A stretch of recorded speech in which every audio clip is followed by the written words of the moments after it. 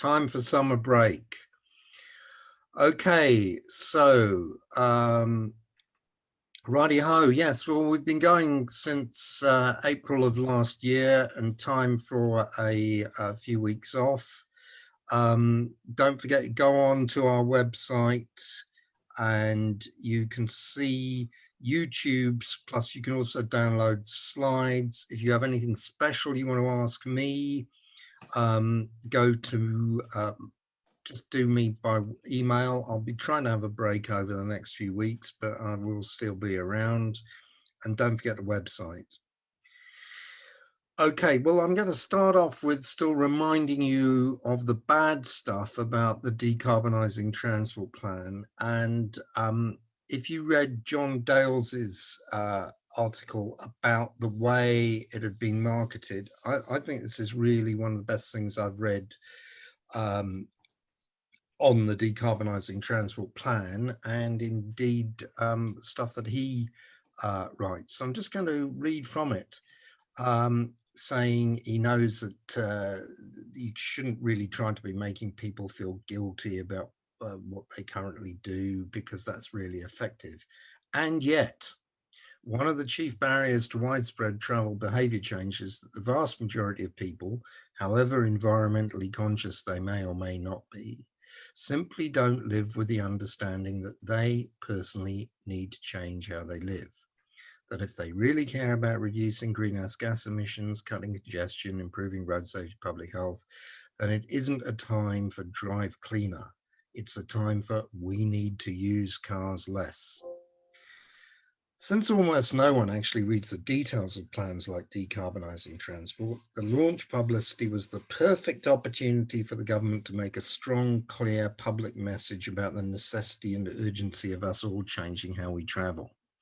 Instead, it launched the plan without notice, without fanfare, and without saying to the nation, this means you.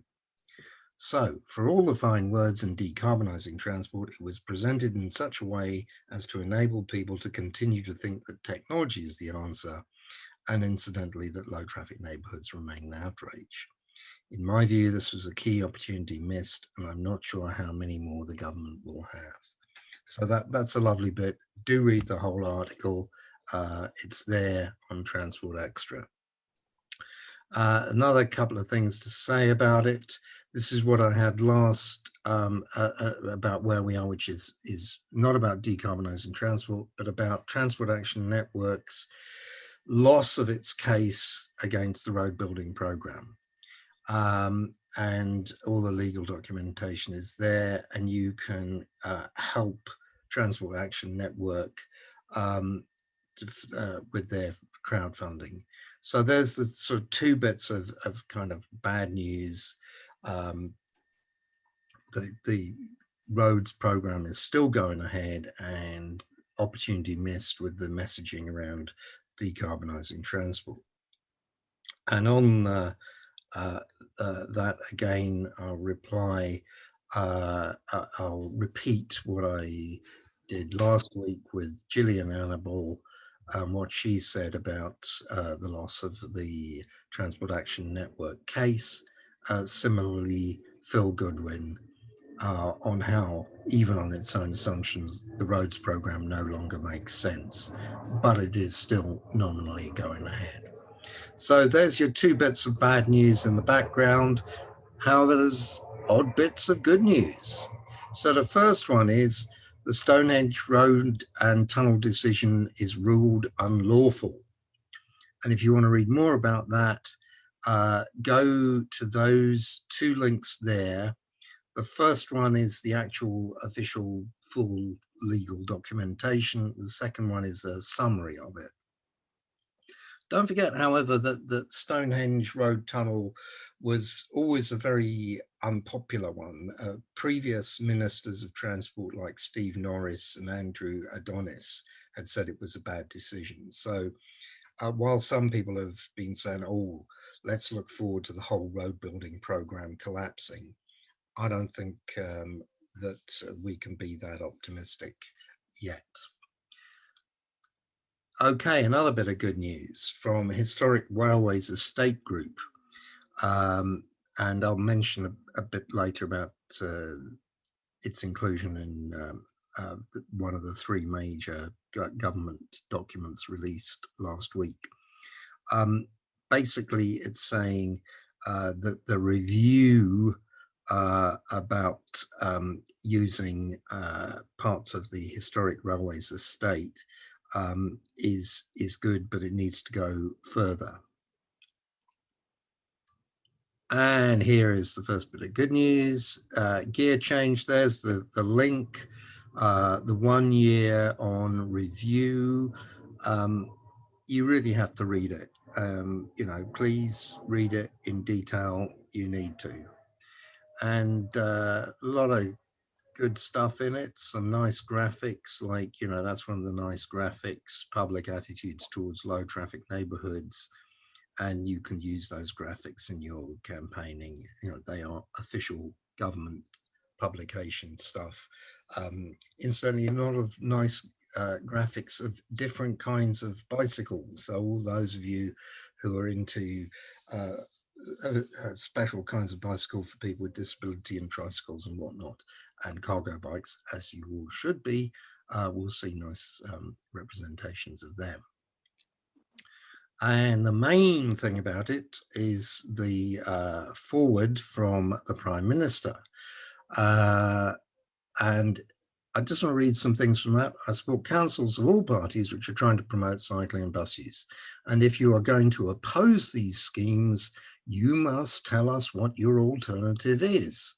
Because trying to squeeze more cars and delivery vans on the same roads and hoping for the best is not going to work. That's, you know, that's a really important paragraph. Also, look at this paragraph. Almost 6 years ago in Waltham Forest, we began the first of the transformational low traffic neighbourhood schemes. It was controversy, but the council stuck it out, thank goodness. Now the local shops and cafes have never been busier, air quality's up, opposition to the LTN has evaporated, and so has some of the traffic. It wasn't actually an LTN, it was a mini Holland, but whatever. This is the future I want to see for a lot more places. So very important document there. Also, the other document, the second document of the three is this one. Government increases cycling and walking budget, announced the spending review to £338 million. And that's about a 30% increase. So let's have a look at some of what's involved with that. One of the things that's very important, as you remember from this year and last year, I had delay slides referring to Traffic Management Act 2004 Part 6. The other thing was about getting Active Travel England going. And they say the new Active Travel England commissioning body, which will hold the national cycling and walking budget, will begin work later this year. Well, we don't know exactly when, but later this year, that's good. And what's included is the new version of the Highway Code, which will be published in the autumn. Now, I mentioned this before. The Walking and Cycling Alliance and other individuals such as yours truly were involved in consultation with Department for Transport, and we took part in consultation over that, and there are some clear good things which are coming in. So the first thing is a hierarchy of road users that ensures road users who can do the greatest harm have the greatest responsibility to reduce the danger they may pose to others. Actually, Roger Geffen's saying that that wasn't not in the previous Highway Code. It's more, it's a kind of elaboration of basic principles, but it is good to see that out there. So, you know, it is important. It helps people like Andy Cox push for policing, which prioritizes dealing with offences which pose harm to others. Second point, strengthen pedestrian priority on pavements and when crossing or waiting to cross the road. Thirdly, guidance on safe passing distances and speeds, which is the close pass bit where the 1.5 meters will, I understand, be specified, whereas previously it was just give as much room as you would give a car, and ensuring that cyclists have priority at junctions when traveling straight ahead. How that will get through, how motorists will learn about that, how that will be publicized is a crucial issue, because most people don't read the highway code unless they're about to take a driving test and then they disregard it afterwards. So that has to be got out there, but it is a help, can be of help in terms of legal situations, getting enforcement, helping with insurance claims and so on. So that's important. We talked about it before. On the bad front, they've still got the recommendation for cycle helmets in a bit of wording which may help a little bit, but it would have been important, in my view, to get that brought down to something like consider wearing a helmet, or just not mentioning it. But even consider would be better. And also, I'm not happy about the recommendations to wear bright clothing for walking and cycling, even though the wording is a bit better than it is in the current edition. Okay, so that's highway code. An e-cycle support program will be launched later this year.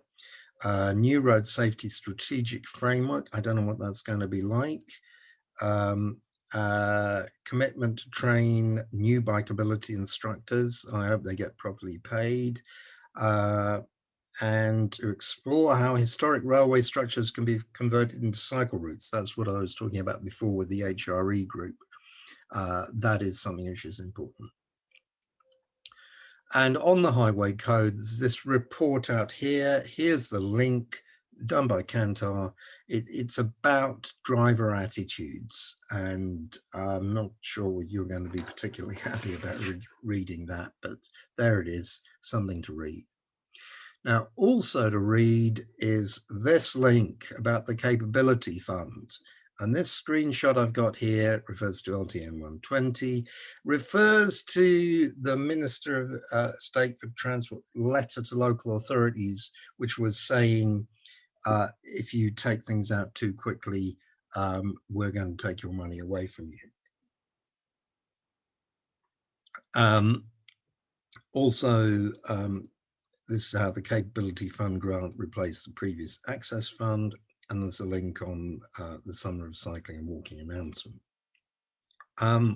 This contains the information about how local authorities that have taken out LTNs or cycle lanes too quickly will lose their funding.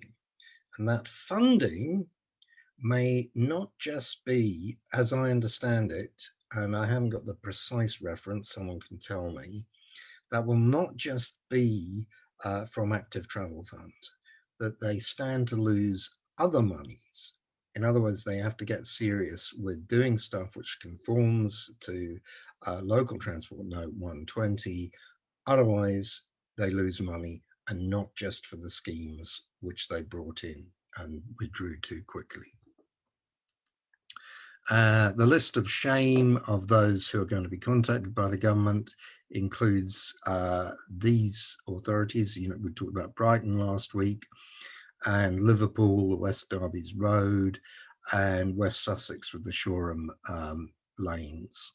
I've put the political control of the council next to those highway authorities. And in London, it's a bigger list in London, but then London's has done more to have stuff taken out. In Ealing, big ruckus change in leadership of the council, the effects of the local MP led to that coming out, and the plan for so-called referendums, which you talked about. Harrow cycle lanes come out. Hillingdon did more or less nothing in the first place, so I'm not sure what they actually took out. Kensington and Chelsea, the lanes on Kensington High Street. Redbridge has been pretty bad. Sutton, as you know, panicked due to legal advice, and Wandsworth was the first to take out the measures which were brought in with the Emergency Active Travel Fund first tranche. Don't forget DCS, Andy Cox, we're still going to be having that as a regular slot. Now, stuff on disabilities. Here, look at this Freedom of Information as a tool. That's a new link. Also, a study on diversity and low traffic neighborhoods. That's new. The value of measuring cycling diversity as well as cycling volume, a case study from South London. That shows a lot more women and children going out there. It also shows that there are actually a lot more men because of delivery riders. Okay, that's the diversity page. And also I want to include in the diversity page discussion, there is a new book out by the Sage of Amherst Road, Patrick Fields. And he has a slim volume out with short pages, which you can read in about 3 minutes. And they contain some gems of wisdom. Here is one on diversity. I'm just going to read this out because it's quick. Modern culture tends to see earning, spending, and owning as our most important functions. Gaining satisfaction from riding a bike, which is free at the point of delivery, is interpreted by some as an economic blasphemy. So to avoid being associated with an out group, some people hyphenate themselves. I'm a mountain biker, I'm an urban cyclist, racing cyclist. They may even denounce others. They're not proper cyclists because they're too slow or fast, they don't wear, or they do wear special clothes, etc. Sigmund Freud called this foolishness the narcissism of small differences. Envious people, that's what Patrick calls people who don't like cycling, who claim to hate cyclists don't recognize such distinctions. Whatever the exact terms of your current habits or interests, don't be shy. Celebrate our diversity. There is strength in unity. Patrick's a long-time political radical and was involved in the anti-road building protests in the 90s. And do have a look at his book. It's here. Nice review from Jack Thurston and also from Josie Gio on the back. So new stuff to read. This is the same, nothing new, apart from Mr. Murray has pointed out there's an active travel summit run by his mob, New London Architecture, tomorrow. Do try and get in on that. That's when they're going to announce the winners of what is the best form of device to be used in light segregation. Is it wands or whatever? So that's going to be important. Do try and listen to that at crack of dawn tomorrow at 9 o'clock. Other news stuff, nothing really new from last week. Do have a look at all these things if you haven't already. So, update from UK. A retired lecturer and cycling champ has demanded safety changes to the planned improvements to a roundabout on the A40. Professor Graham Smith of this parish, I don't know if Graham's with us today, but he got involved there. And in Northants,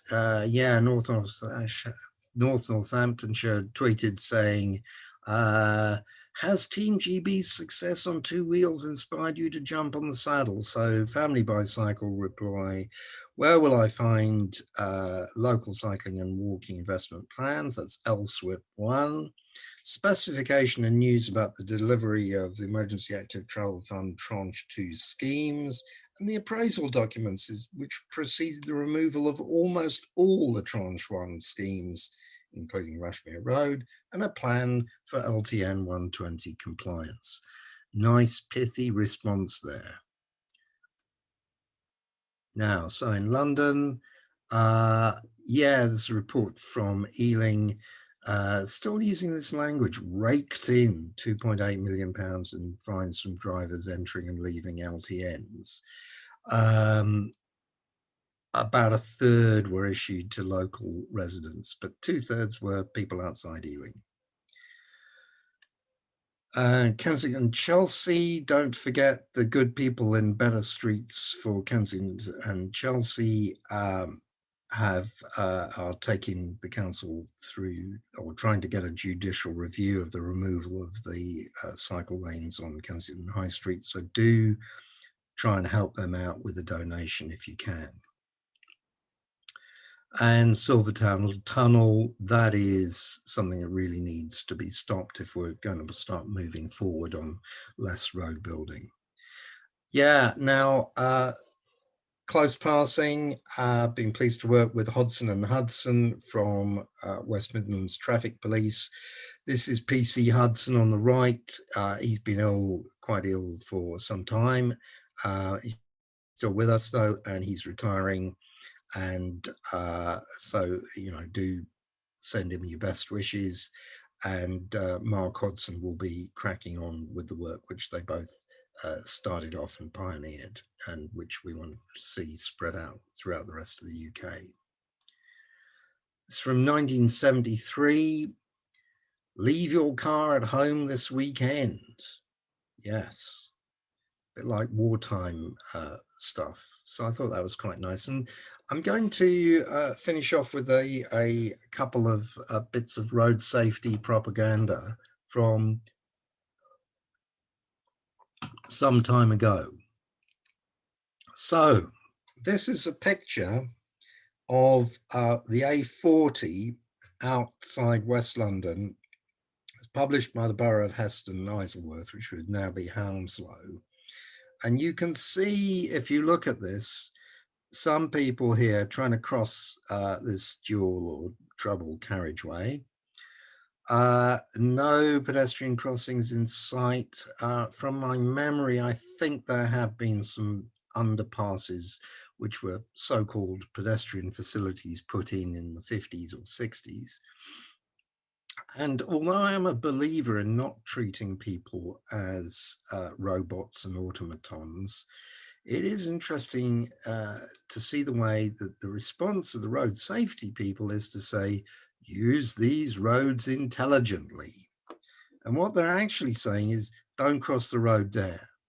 They're not telling them where they could cross, because there isn't anywhere else. They're just kind of saying, oh dear, this isn't very nice, try to be intelligent. And that was road safety in the 50s and 60s, completely victim blaming and just dreadful. And there are two very nice examples here. This is from Croydon road safety people in 1949. And here you have that they tried to get the celebrities of the day to be involved in road safety stuff. And here is a warning to young footballers by Ronnie Rook, player manager of Crystal Palace. And basically what it is he's saying, I love you playing football, but don't play football in the street. Whereas of course, LTNs are now all about getting young people out and have more freedom in the street. But the best one, and I think this should really be read in a kind of 1950s prim received pronunciation female accent, so I don't think I can really do that. But here we have from Miss Charmian Innes. I shall believe in road safety as long as I live, and because of that I expect to live a lot longer. What's even more important, I practice it. I use my eyes before I use my feet. Mind you, there have been times when I was stranded on a safety island and I thought I would have to spend the rest of my life there. Once I was quite frightened by the time a policeman rescued me. And I love this next paragraph. Now I don't worry. I know that if common sense won't get me safely across, a policeman will.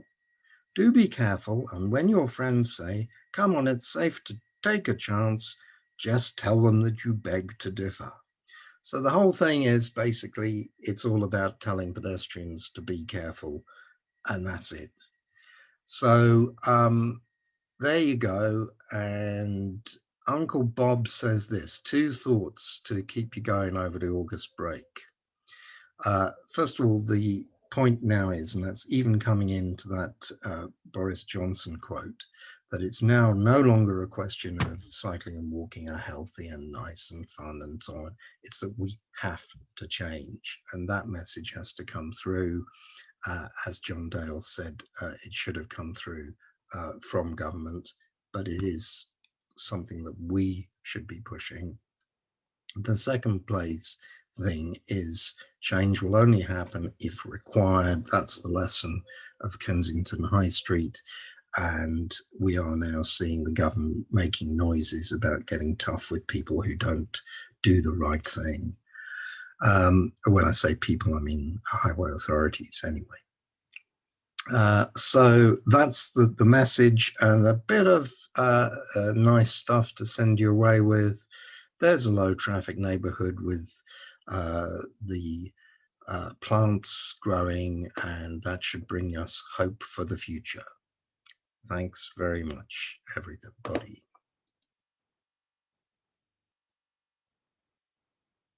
That's it. I can't hear anything.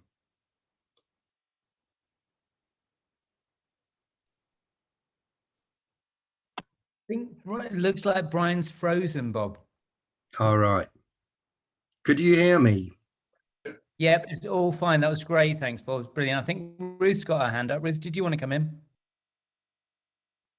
I don't know. I'm sure other people will know this, but apparently the cabbies at Bishopsgate have got to pay 50,000 in costs for their appeal to the Bishopsgate thing.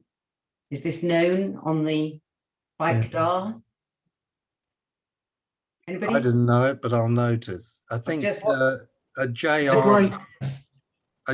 is normally 50K. It's not just that. The court judgment couldn't be better. It's an amazing appeal judgment, and they've been banned from appealing higher up as well. Yeah, if you want a summary of it, the Standard has got a really good summary on it. Yeah, I've got it here.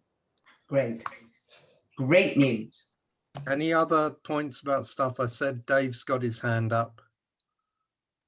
Dave?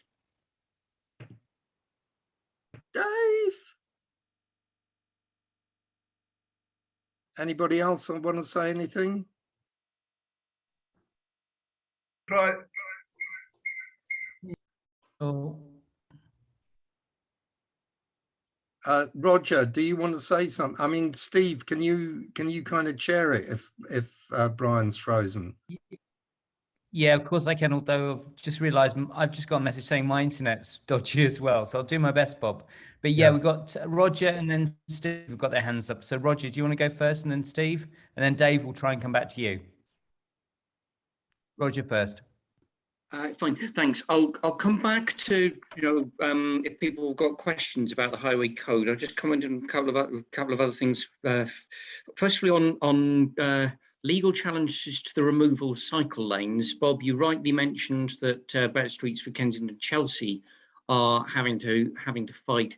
The point about who bears costs is relevant in the Kensington case, because Kensington Council has literally gone personally after one of the key individuals involved in that case. They've discovered that he used to work in international finance, and therefore they've assumed that he's loaded, and to which his comment was, "I wish." But they're trying to make him liable for up to 50 or 60K, I can't remember which, of their costs. I don't think it'll work. There are very good legal reasons to suspect that they will fail in that argument, but it's the kind of intimidation that suggests that they fear losing, as it were, on the substance of the case. They just want to intimidate him into dropping it. One other group that is bringing a legal challenge is a group in Poole, much overlooked in all this, because obviously a lot more attention goes to anything that's happening in London. Group in Poole have been challenging the removal of a single bollard under a narrow railway bridge. It's called the Keyhole Bridge because it literally is sort of keyhole sized. It was designed for sort of horses and carts. It's now a two-way rat run through two bits of park, and everybody in the local area wants that park kept sort of free of motor traffic. But a councillor, the background to this was that Bournemouth, Christchurch and Poole Council was a sort of coalition until one by-election tipped it in favour of the Conservatives. And the new incoming Conservative portfolio holder decided to rip out this one bollard that was basically creating a permeability filter, and they are challenging it. They have got through to the permission stage. In other words, they've got further than we have, or the Recycling UK has, on the Upper Shoreham Road legal challenge, but they are desperately in need of funds, and they've not had the publicity that either the Shoreham or the Better Streets case have, but it is also of national significance. So I've popped a link to that in the chat. I'll leave it for people to come back with comments on the highway code, and we'll come in and perhaps do a little discussion on that at a separate point. I'll hand back. Thanks, Rog. Can you hear me again, Bob? Or am I back in now? I can hear you. Well, that's something then. All right, yeah, I'll get back to attempting to chair things. I'll just go through the hands while we kind of catch up then. Steve, did you want to come in? Yeah, you're muted, Steve. I've unmuted. All right, I'm here. But back to your first point, Bob, about decarbonising transport. It's a shame no one's making any bigger noises on this. You think of, the climate is bust, basically. And I know I just looked at Leeds as, in the, as an example, of what was it, 4.3 billion road, vehicle miles per year, which equates to 1.1 million tons of CO2. And I worked it out from the figures that are available, that equated to 440,000 acres of mature woodland. When you compare it to the 27 million vehicles on the road, and I think it was something like 37 million tons of CO2 produced by the vehicles on the UK roads. You think our contribution to climate change just through vehicle travel is enormous. And I don't know why more people don't lead on that. There don't seem to be the figures out there, and people don't seem to be pushing them. I thought that would be one of the major sort of thrusts on trying to get more active travel and more people onto bikes or on foot. There are some of us doing it. Yeah, but I just wonder. Most of the people here, I think. That's why I love this. You're fantastic. It's like a breath of fresh air, but you don't see it up front and centre stage on the media. That's all. It's not in the papers. It's not on the television. It's what can we do? Just in your area, just to jump in, Leeds is kind of being quite progressive on this one. You've got people like Greg Marsden in Leeds who I've been talking to this week. So there's lots of people pointing out the issues with the decarbonisation plan. The main one, as I can tell, is this assumption that if you switch all the cars to electric, it'll be all right, there'll be no emissions. But actually the process of changing all the cars to electric will actually cause more CO2 due to the manufacturing than not doing anything for electric cars. And that's the great, hilarious issue that local authorities are going to have to resolve when they actually start doing the maths on it. So I think lots of people are pointing this out. It's just we've got a decarbonisation plan out first. Now we know it doesn't really carry water, mathematically speaking. There's lots of people talking about, and certainly lots of people on this call are, and various professors, and you like to think it'll make it through into the plan. Well, the plan is still open for interpretation as well and for change, and they acknowledge that, in the decarbonisation plan. So I know I'm being positive, but the maths doesn't stack up, and the maths doesn't that locally. There are some very key points about the decarbonisation and changing the marketplace to do that. We've been working with the NHS in the northeast, trying to do that and drive carbonised out of delivery miles. There's a huge number of delivery miles, something like 5 billion delivery miles done in the UK every year. And that's one of the major sources of carbon emissions and air pollution in most of our cities. The one thing that's come to fruition over the last few weeks has been the NHS's actually mandated now, or beginning to mandate, that suppliers, both in transport and elsewhere, have to state how they're going to achieve reduction in carbon targets. The NHS particularly, as you know, it's one of the largest employers, if not the largest employer in Europe, contributes significantly to the UK's carbon emissions. And they've now, the NHS procurement is basically saying you have to account for that in your proposals and in procurement processes. So that's interesting. I think rather than just appealing to the average individual, there are significant players in the market that we're all involved in, either local authorities, NHS, universities. Those are the three major consumers and the economic powerhouses up here in the Northeast, is to try and influence those sorts of people to do that kind of thing. Yeah, that's really. Yeah, thank you.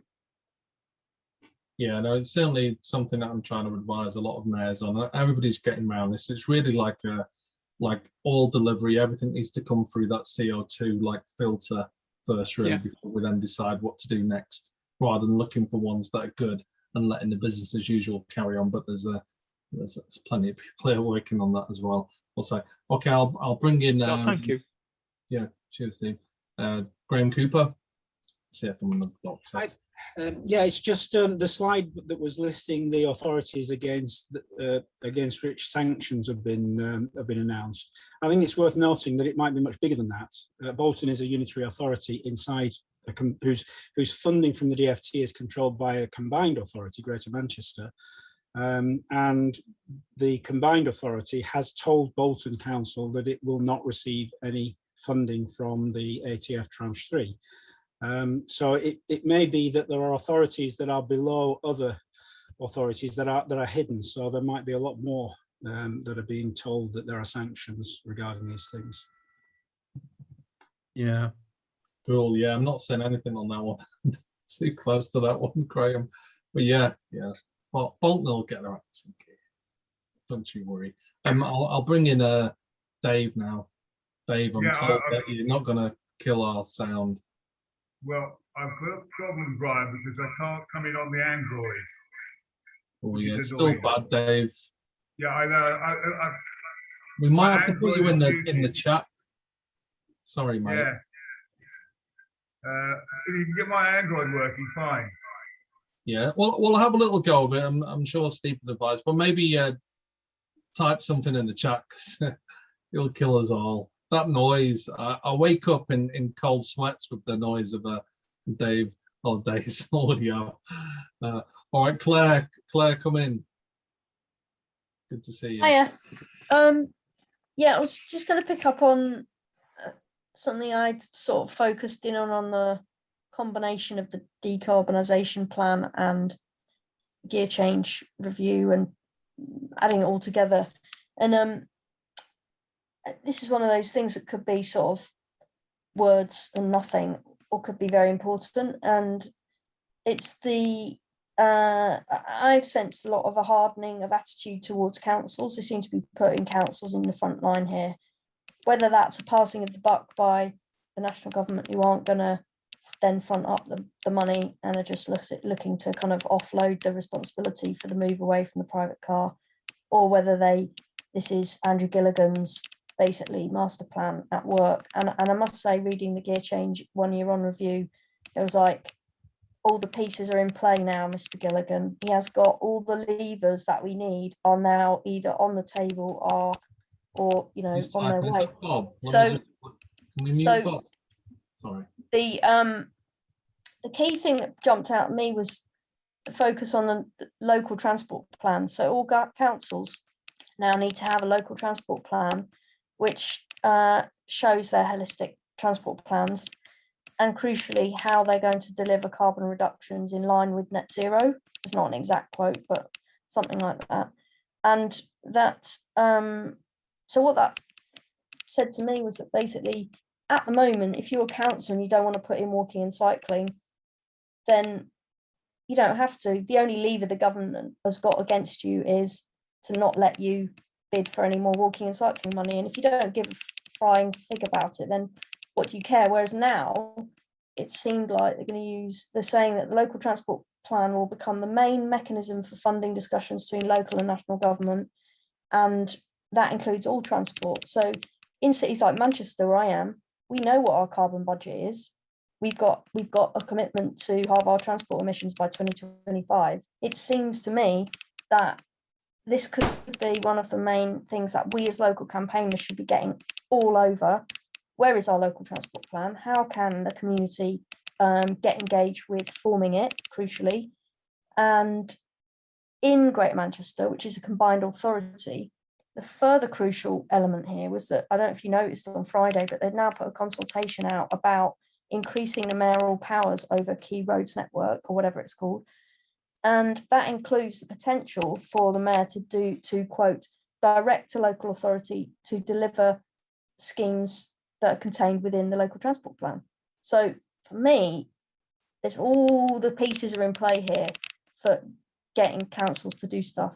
But as I said, it could also just be a load of hot air, because we're not hot air, but if the government doesn't back this up with the guaranteed funding, well, then when you bring into Active Travel England as the kind of, quango there to monitor and pull some of these levers, I took quite a lot of positivity from that. But I'd love to hear from people who've got more experience than me that know what these local transport plans are. Thank you. Just for a second, can we just find out the mystery tapping noise, because it will make it a nightmare for anybody listening on YouTube. What was that, you, Claire? Were you typing as you were talking? Because that would have been a total genius if you were. It does seem to have stopped now, doesn't it? Just thought, wow, is she like the cleverest person in the world? All right, it's gone now, so I think it must have been some weird noise coming through at your end, Claire. So that's all right. I think Phil wanted to jump in on what you were saying there, so I'll let him. Yeah, thank you. No, just to say that thing about funding, if authorities don't pay any heed to gear change in LTM 120, it only affects funding for cycling walking schemes. That was the perception, but that's not what gear change said. It always said that it's everything. It's any highways investment. So there's nothing new in gear change 2. It's saying the same thing that gear change 1 said, but I just don't think people heard it, and it's been said more clearly now. So this idea, oh, well, we don't care, we can forget walking and cycling because we don't want to do it anyway. Well, that's fine, but they won't even want to fill in potholes either, or well, we have to see what funding it's going to affect. But that's the implication. It's general transport funding, not just active travel. That's really, really important, I think. Yeah, no, it definitely affects whether you get at the top of the pile or the bottom of the pile for future funds, particularly what I think they're trying to make that as clear as they possibly can, particularly people that rip stuff out and go, well, why would we invest if you're not even seeing it through? So yeah, I'm with Phil on that. We yet to see it actually come into fruition, but it should affect those ones that are on the kind of a hit list shouldn't be able to apply for anything during that period. And that's the way I've taken it. Simon, did you want to come in on that? Yeah, I mean, there's obviously, certainly from a London perspective, there's obviously an issue where we've got a couple of boroughs that are so rich, even, without any other form of funding, that they can ignore this.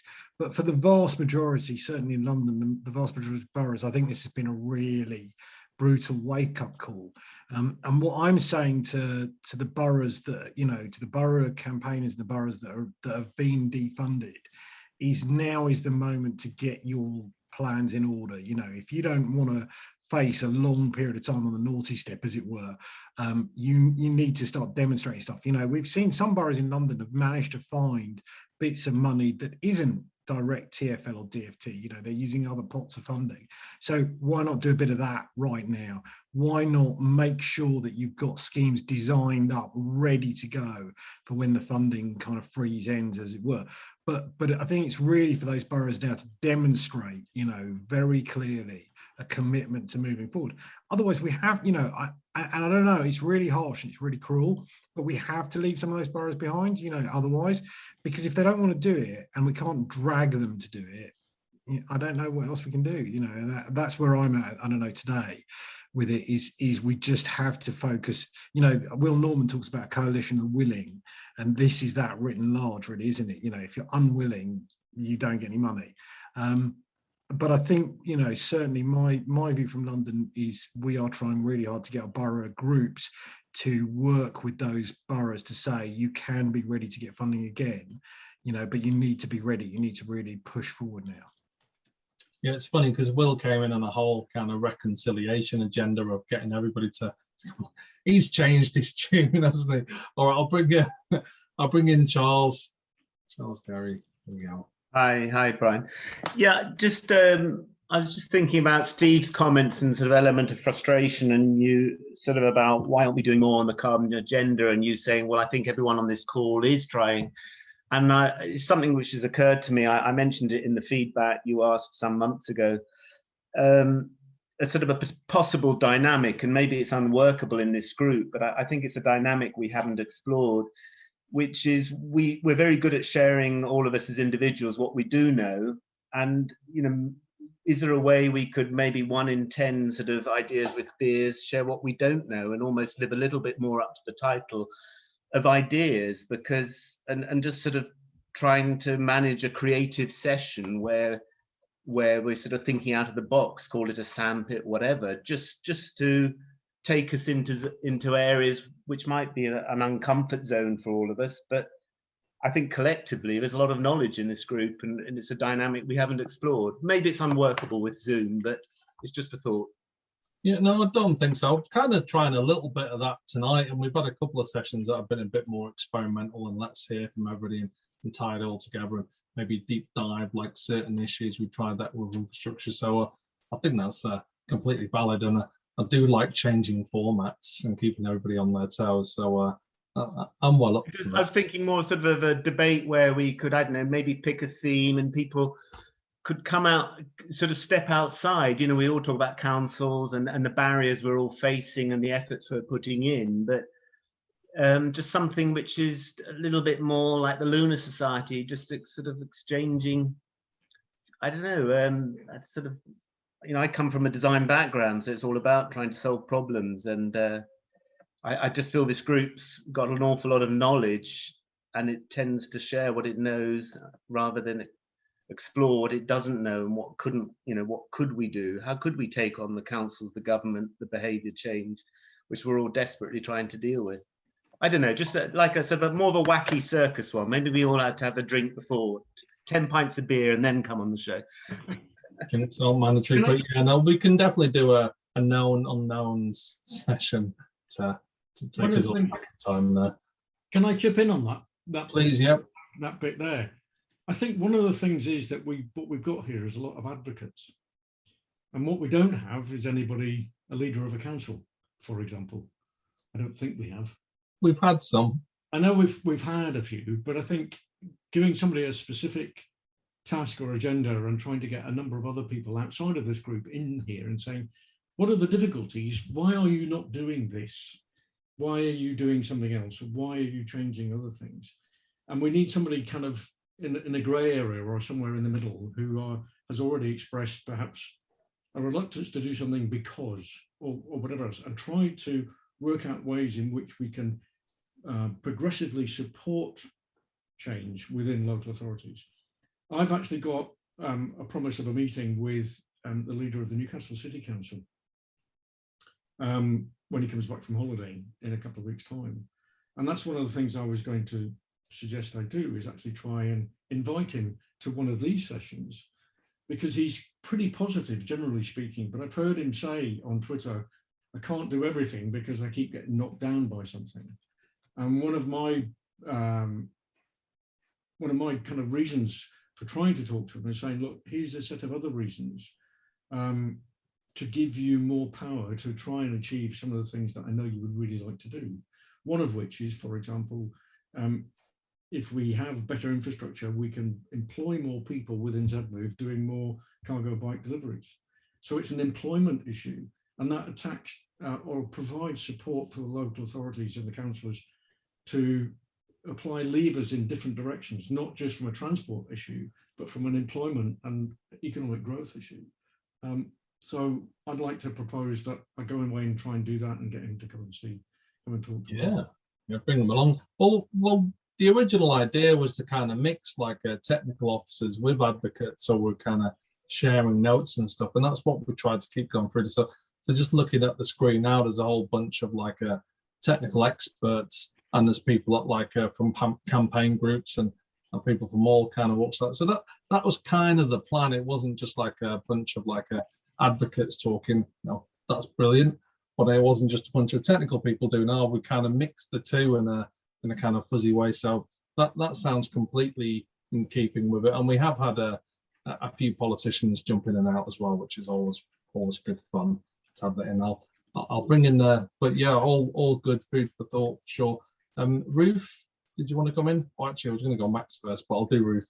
Okay, I'll be quick. I've got this bizarre background now. This is a car driven by a super famous, super fit person, how he gets to the gym. So I just thought I'd put that up to show the size of the cars are getting bigger and bigger and bigger and bigger. So no matter how much space we give for cycling, it's taken away unless it is segregated space by these kind of things parked in side roads, residential roads, driveways, blah, blah, blah.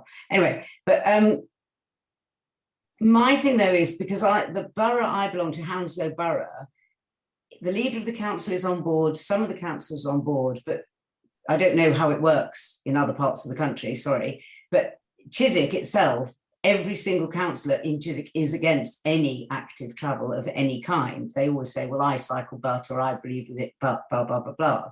And they are very divisive, and they are making things incredibly difficult. So it's all very well for someone to say we ought to campaign and campaign and campaign, but frankly, we're exhausted. It's incredibly hard work when within a council, the council, I don't know how it works, as I say, up country, but London councils are divided into little bits, some which may be on board and others which aren't on board. And if you happen to have the councillors who are not on board, you are disenfranchised. You absolutely have no voice speaking for you.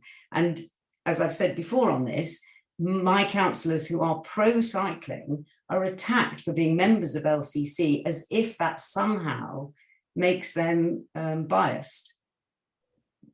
Do you know what I'm saying? So it's kind of, it is exhausting, and we're all doing it, and we're doing it day in and day out, but it's really tiring, and it should not be like this. We have to, if gear change is going to happen, and if all these other things are going to happen, then the DFT and Highways England and all those other people have got to do some top-down work, frankly.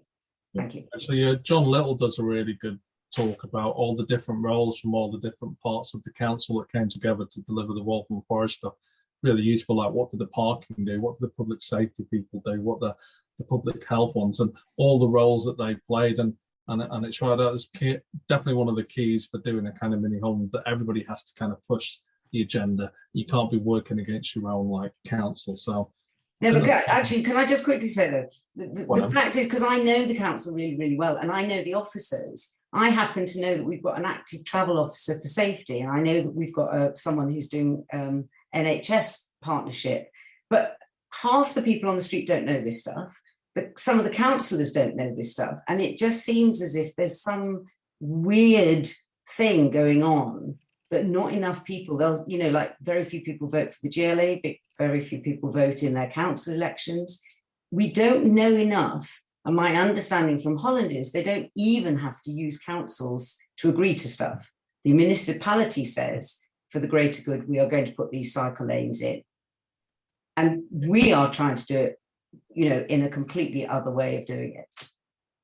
Yeah, no, I know I'm going to be disagreed with, because I can say it. Thank you. No, all good. Some good points there. I'll move on a little bit because I forgot what I was going to say there, but it was going to be brilliant. I did write a chapter for a book once comparing the Dutch planning system and the British one, and how integrated cycling was through all elements of their planning. It kind of reminded me of that, and I kind of still stand by that one. But I'm going to bring in Max because his hand was a different colour on the thing. I just kept missing it. So apologies to Max, and thanks for your patience. I'll bring you in now. Clever work with the hand, by the way. Okay, thanks. I don't know how to change the color of my hand. So maybe if we could have a session on that sometime. And in the absence of Mark, I'm channeling Mark Strong. So we could be here for the next 45 minutes. But no, actually, I'm not channeling Mark, but just to fill you in, Brighton, I'm hoping all the councillors are in a total tizzy.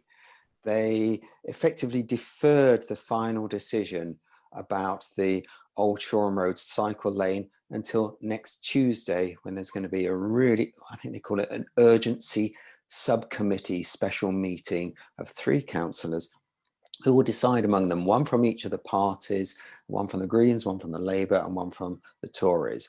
And they will then decide whether there is a viable alternative to the Old Shoreham Road for cycle lanes. There isn't, because if you're going to have an alternative, well, the current cycle lanes are just within easy distance of 9 schools.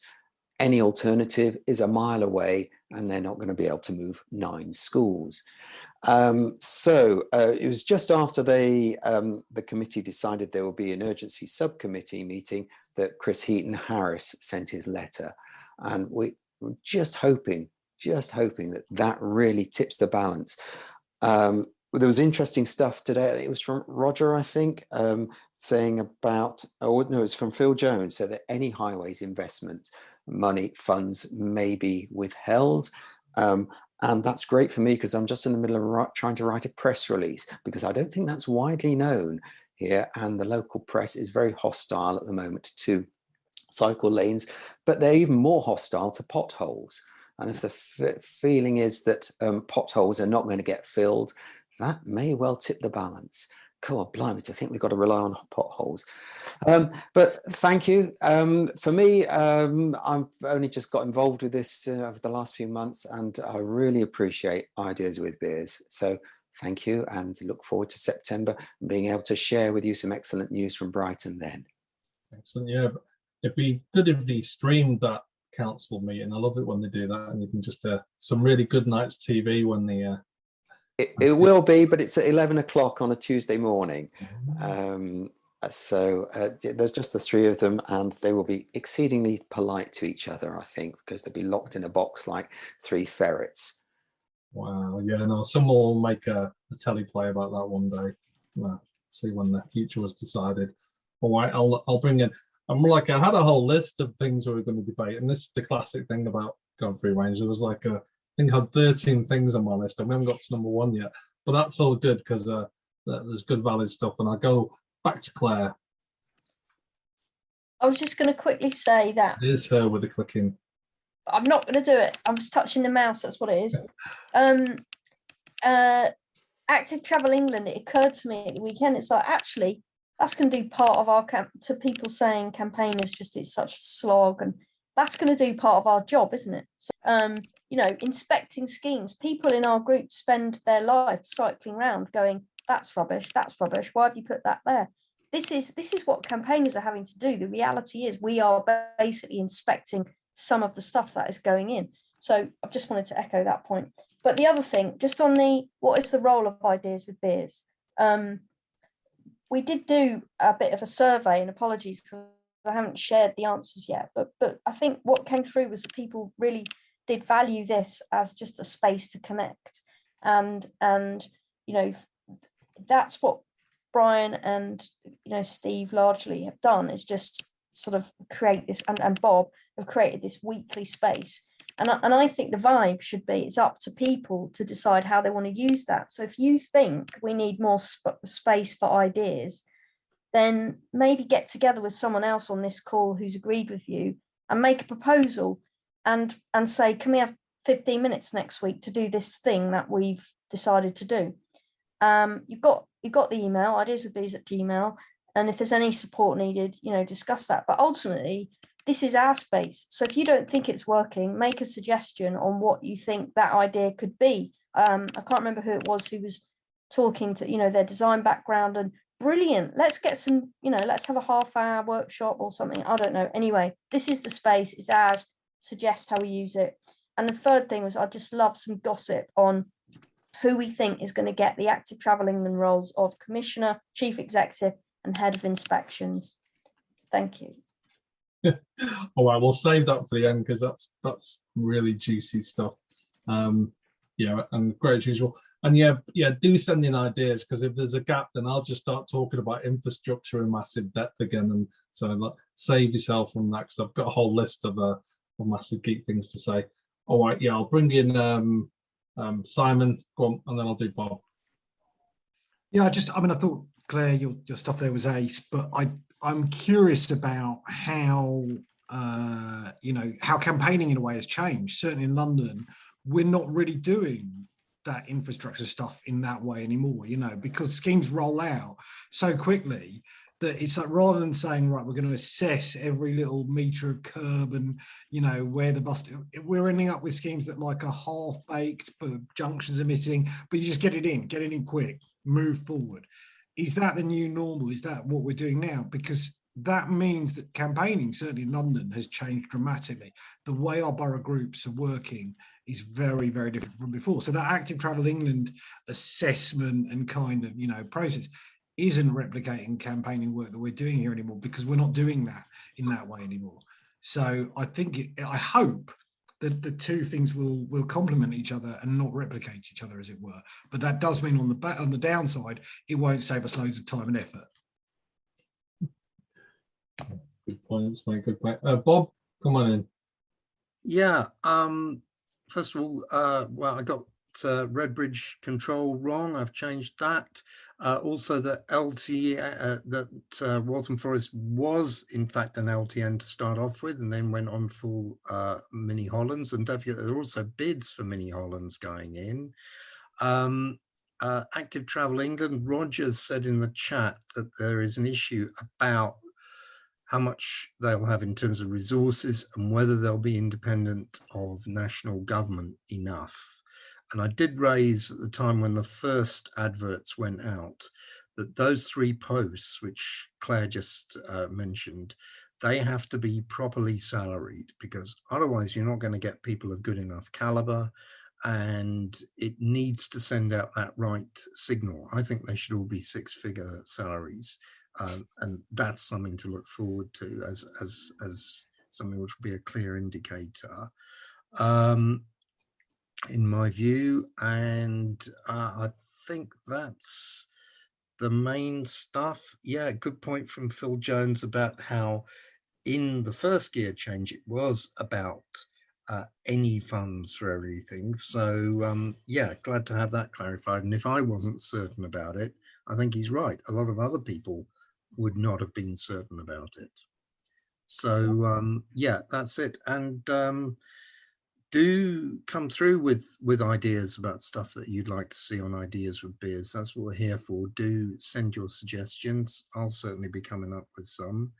I did make my Uncle Bob comments because I wanted to say that we've been going for this amount of time, and we do need to have a bit of a break, really. And it's also a good time to take stock of things. And I like the way Simon is talking about what's happening in London compared to other places. Don't forget, more has happened in London than elsewhere. That could be one of the reasons why stuff is coming out quite quickly. My very favourite thing, which I said once to Paul Gasson, who's involved in Waltham Forest, is it is really interesting the way that a lot of councils have relied on cycling groups to input. You don't get that with motorists. That's something we always need to remember, that if you don't get groups of keen motorists saying, oh, have you put the asphalt down in the right kind of mix? So, this is something we need to remember in the background. Okay, just a few thoughts there.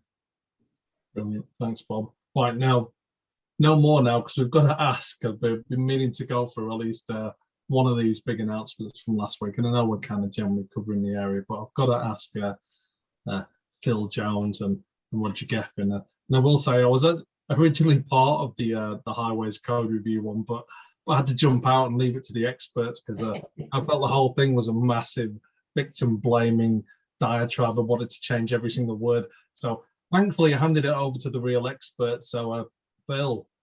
Yeah, Roger, kick in. I'm happy to kick off, Roger, and then jump in. I mean, yeah, I've put a LinkedIn post up actually, if anyone's interested, just if anyone wants to understand the kind of chronology of how it all worked. And I've also put a link. I think I tweeted it out. If you want to see the original technical note that I put together, and then obviously Roger added a lot of things in, and Joe Irvin as well. But if you want to see how the kind of the thread, if you like, of the thoughts, but. I mean, this really started with Norman Baker. No, it wasn't Norman Baker, was it? It was Jesse Norman. Sorry, got my Normans mixed up. Jesse Norman with the safety review, cycle safety review, and it was a commitment there to look at the hierarchy of road users and look at junction priority. And we think, I mean, we don't know for sure, but I'm hoping that decision, or that his decision to look at junction priority was hopefully informed by the Turn in the Corner campaign that came a couple of years before that. But the various groups got together. Roger, you can explain that a bit more than me, but it was felt that he was a great opportunity, but rather than every campaign group, stakeholder group putting in their own contradictory asks, WACA was formed. Was it actually formed? No, it existed before. Thank you. So Walking and Cycling existed before and came together, and Roger, Joe, and myself were kind of mandated to go away and start writing stuff, didn't we? And what was great, I was really, I mean, and the Department of Transport are often pilloried, but there's some really good people inside Department of Transport. I would say that, at civil servant level, who really get it and really want this to happen. And they just said to us, look, go away and do the work and come back to us when you've got some ideas and we'll talk to you. And we did, didn't we? And we put together a kind of long list of changes. So I think mine were around the hierarchy and the idea of this hierarchy responsibility, and some really, really 2 other simple rules about junction priority, which are now going to be right at the front of the highway code. Those are the first 3 rules that you'll read. Anybody will read rules H1, 2, and 3. So we got that in, and then more detailed stuff about junction priority, because we'd done the work a few years before about particularly safety at traffic signals, where there was all these fatalities, sadly, of people being crushed, more than half of women, by left turning trucks, and there was no guidance in the highway code as to who had priority when a truck was pulling away from an ASL. So we said we've got to tidy that up. So we kind of covered all of that. And then, I mean, Roger, do you want to come into lots of things that you had on your shopping list of close passing and things? Yeah, thanks for the intro. I mean, the thing that we, as Phil said, we divvied up the task of what we need to rewrite, and I took on the detail of the cycle specific rules. So I had to go at things like what are we going to say about close passing? What are we going to say about helmets and high vis and all the rest of it? Bob, in his introductory comments, is absolutely right. Those are the 2 battles that we've not entirely won. The rules on those are going to move forward a little bit, but not as far as I would have wanted. We push for consider wearing a helmet. I think we're going to end up with something that still says wear a helmet, but it's going to say it may reduce your, I can't remember the precise wording, it may reduce the risks of injury in some circumstances. Now that is a small improvement, because it means that in court cases where a driver's insurance company tries to allege that a cyclist should be held to be, there should be held contributory negligence, which is the cyclist should be responsible for some of the damages for even though the motorist caused the collision, the cyclist is partly to blame because they should have been wearing helmets. That's contributory negligence.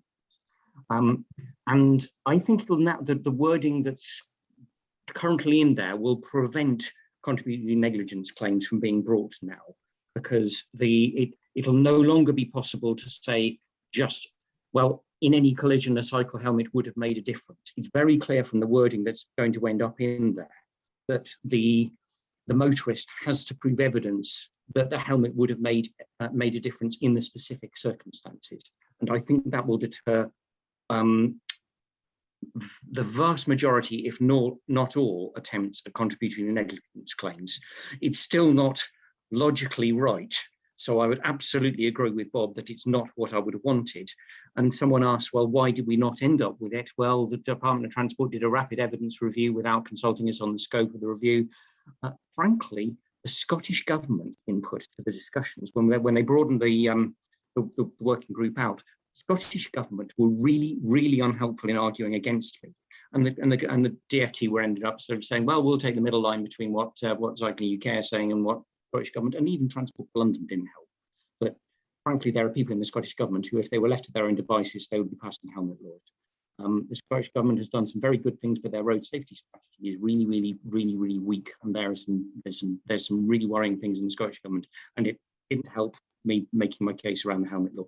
But in every other respect, well, if you read the consultation document that came out last week, they're still saying we'll look at this, that, and the other bit of wording, and you might be a bit nervous.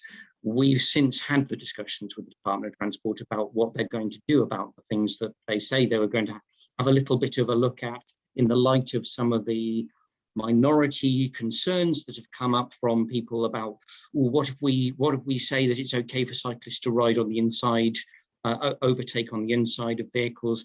We've had subsequent conversations with the Department of Transport, and I'm very confident now that the wording that is according to the feedback report that they published last week is still up for grabs. Actually, it's going to turn out fine.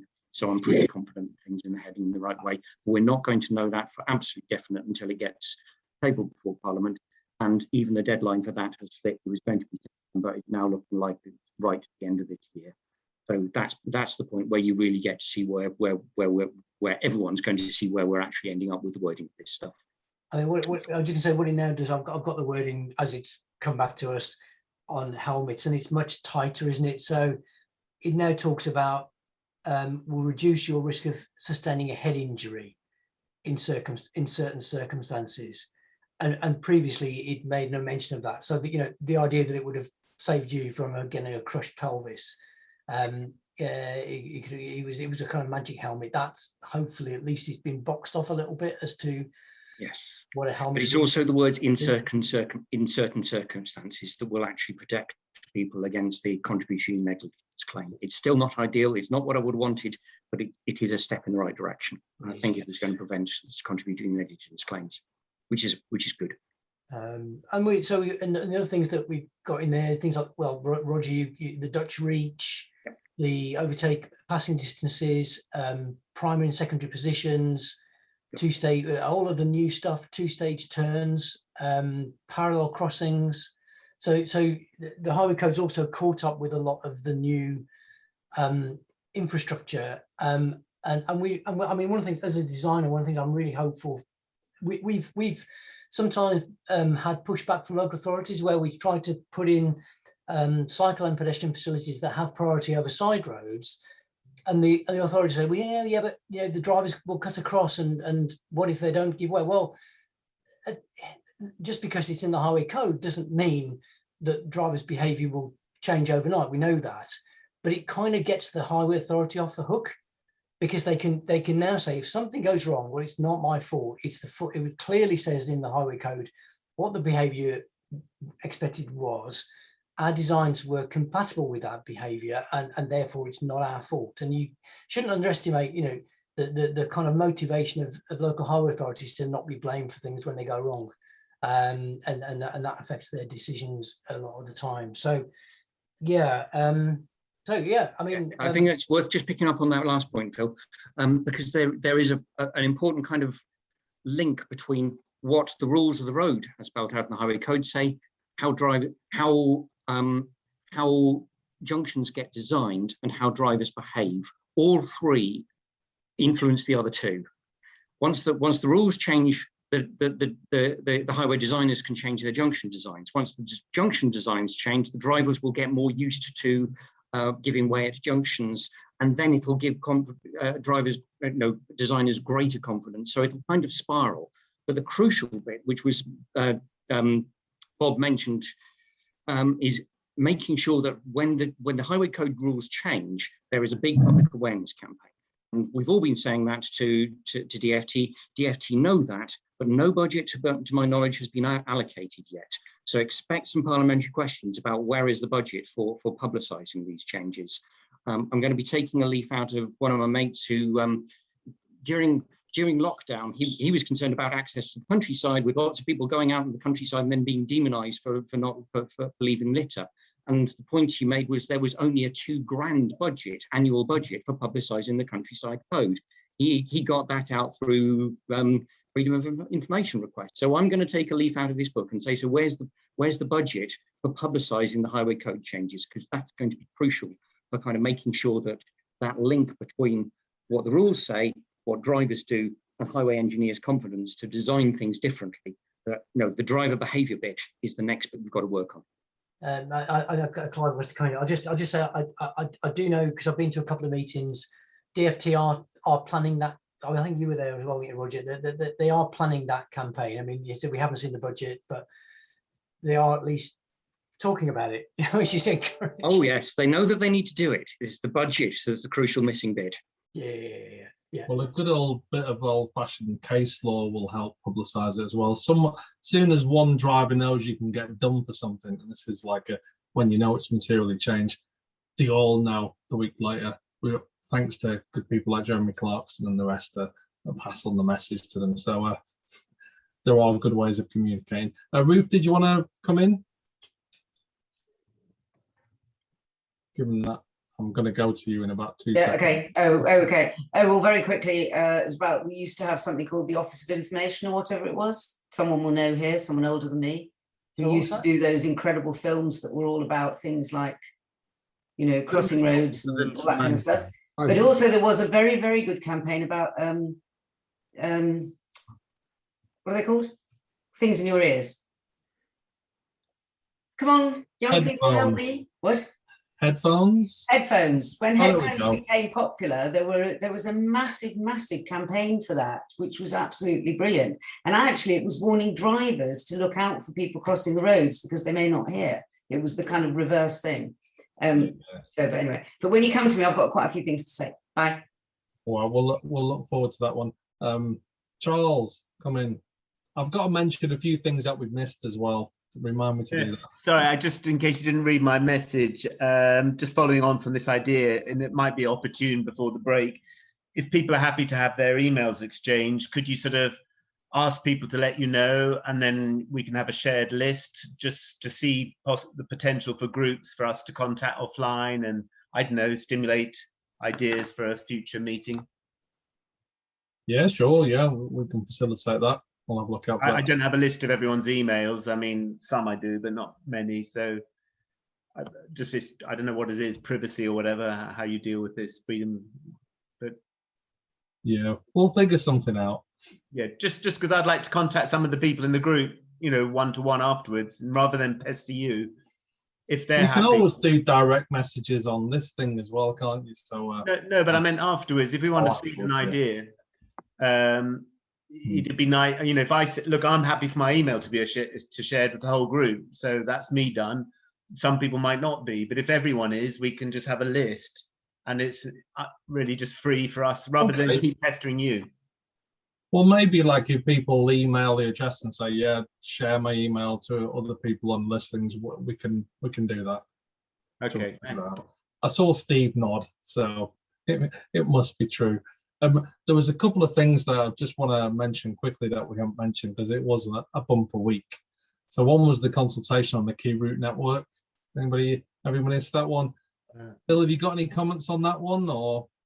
Well, I mean, it's going to be interesting. I think whether that leads to it still comes down to politics, doesn't it? But it could lead to a situation in the combined authorities where if the elected mayor is more sympathetic to active travel than the local boroughs, they can push through kind of TLRN style facilities. It's no guarantee because the elected combined authority may not be sympathetic, but places like Manchester, probably West Midlands with Andy Street, you would expect to see some good things come out of that. So I think that's quite a positive thing.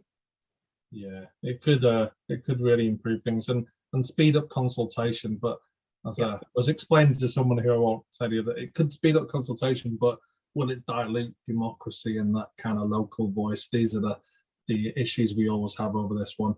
And yeah, and there was statements as well of moving traffic offences and actual dates given. That's been a long running thing that we've been talking about. Just to cover there, that's a really good one. I mean, we're doing some work. We have been in Shrewsbury, where we would really like to have an access only restriction enforced by cameras, but you can't. The local authority can't do that at the moment, so that'd be great. What might happen? I don't know how long it's going to take for the authorities to get those powers. There might be some kind of process to apply for them. I don't know. So it may not happen as quickly as DFT was sort of indicating, but we have to watch that one. Yeah, they probably will do it highway authority by highway authority. Yeah. That seems to be the way that we do these things in the local ways. So yeah, there was also further clarification in network management duty as well. That was a good fun thing to go on about. That happened, particularly about how long it was backed up by Chris Heaton Harris's letter of how long to let things run for before you pull them out. That was pretty cool. There was a couple of other things I was expecting, but I'm not dropping any spoilers because they weren't actually announced. So I'll move at this stage to introduce Ruth, who's going to do the last word there. But thanks to all the speakers, and that was a good one. And I know we only really covered one of the deep dive topics, but that's better than none, isn't it? So well done on you chaps for changing the highway code and getting us one step further down the line. I know a lot of us want to run to get to the end state, but thankfully you're taking us there slowly. So cheers for that, Roger and Phil. Ruth, all yours for last word. Thank you. Last word of the summer. Okay, well, there's the plus and the minus. Who wants the good news or the bad news? Good. Okay, so the good news is that I wrote to the primary school and the secondary school that not only my son went to, but my father went to, because I happen to know them, and got them to support the school streets idea in Chiswick, one of which comes under Ealing Borough, sadly though, and the other comes under Hounslow. But I had two wonderful letters from both heads, so they are going to now back us and support us. But it kind of is, the thing about that is that I happen to know them and I have a very good relationship with them and they've known me for years. So it's very easy to get that kind of feedback when you know people, which is really important. So that's number one. Number two is I wrote to someone at TfL, also because I happen to know him personally, to do with the fact that C9, which has been put in temporarily, and yes, we've got an extension, it is fantastic, and it looks as if the JR may never happen now because of Bishopsgate and everything, is that because it was put in temporarily, some of the things really don't work. And I don't know if Claire Stocks is still here, but I find myself, because it is my patch, I cycle it all day, every day, and I know where it fails, and I know why people who cycle jump on the pavement and avoid the traffic lights. So I wrote to Andrew and I said, can these traffic lights be reviewed, as there's not enough time for a normal person, as in me on my shopping bike or someone with a child, to get safely across, especially when the drivers going across have jumped the red lights. So if they've jumped the red lights, you get even less time to go. He replied to me, lovely fellow, cyclists receive 5 seconds of green time, which is the national minimum for cyclists. Unfortunately, there's currently no spare capacity in the signal timings to increase this green time. However, it is worth noting that the new proposed design for the junction will propose the efficiency of the single operation of the junction. So the problem we have, because we have such negative councillors, is they will pick on the negative behaviour, and that would be got read by, oh yes, that's what cyclists do. And the only reason people jump the pavement is because, frankly, it's a very long wait. I'm retired, so I have the time to wait. So those kind of things are quite important. And also I did ask if we could have a left turn when all pedestrian lights are on green. I may have said this last week, red. And they said no, because it's not the English way. Well, that needs to change. The positive though, apart from the thing, is I stopped this lovely older chap on his bike today and admired his lovely bicycle. So we ended up not only talking for 10 minutes, but we helped a little girl who was crying on her bike and her parents were bullying her to cycle. And we told the parents that quietly they actually needed a bigger bike because her legs were up here and she couldn't possibly do it. But he was telling me that there is a Chinese bike that there were 500 million made. Some of you may know of this, flying something, because it was the time when flying pigeon. Yes. Anyway, but he had a wonderful Dutchie, which was a kind of copy of a Dutch bike and everything. But that's the wonderful thing about cycling. So I'm going to end on that positive note again, because you talk to people in the street and you have these amazing conversations, and that's the best bit.